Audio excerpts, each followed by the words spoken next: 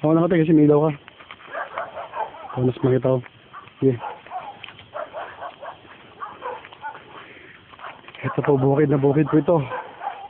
Nakita niyo po yung mga nagkakahulang mga aso. Isipin niyo mga kaibigan. Ang gaano nakakatakot sa lugar na to. Kasi, hindi ko nga alam eh. Parang ang nahulog ko dito. Pero siguro, ito naman oh, layo oh.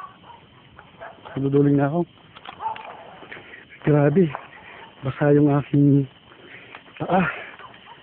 Grabe, lagi pa punta namin. Pero ayos lang. Yung talaga pag ano, pag reporter ka at mukukawaan. Kasi sa buhay ng tao na kailangan lagi kang palaban. Hindi pwede na hindi marunong lumaban. Kanya yan, bukid na bukid yan. Halos wala tayong makita mga kaibigan. Ito tayo sige nila. Paano kaya ito eh?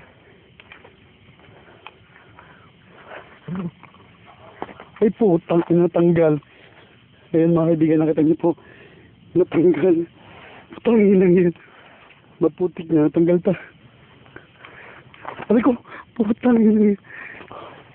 Mga kaibigan, kita niyo po pa ako. Bali-bali na likod. Ayan. Sobrang layo pa ng aming pinuntahan. Wala akong maaninag na kahit na ano. Grabe. Ay, ito malapit na kami. Hiningal ako. Pero magtatao po man dito. Tao po. Ay mga kaibigan. Susubot tayo.